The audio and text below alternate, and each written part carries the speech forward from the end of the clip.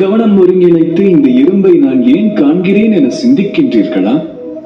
ஏனெனில் இன்று இந்த எறும்பை கண்டு நான் வார்த்தைகளின்றி உறைந்து போயிருக்கிறேன். இதன் தோற்றம் மற்றும் உருவ அளவை கண்டு அல்ல, இதன் விடாமுயற்சி கண்டு நான் வியக்கிறேன்.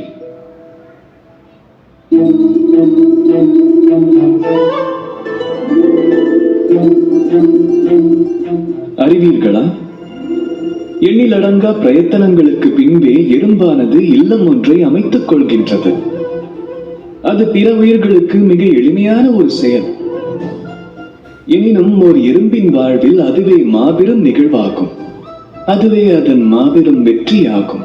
அந்த எறும்பின் ஆயுள் முடியலாம், ஆயினும் அது அமைத்த இல்லம் பல தலைமுறைகளை கடந்தும் நிலைத்து நிற்கும். வாழ்வில் பெறும் வெற்றியின் சாரமும் அதை போன்றதே. தாம் ஒரே நாளில் வெற்றியை ஈட்டி விடுவதில்லை. தன்னம்பிக்கையும் விடாமுயற்சியும் ஒவ்வொரு நாளும் தொடர்ந்தால் இன்றேனும் ஒரு நாள் தாம் வெற்றி ஈட்டுவது நிச்சயமாகும்.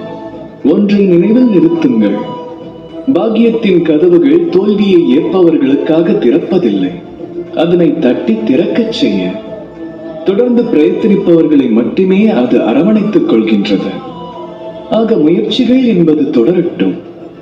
வெற்றியானது தவறாமல் தானாக தம்மை தேடி வரும். ராதா ராதா.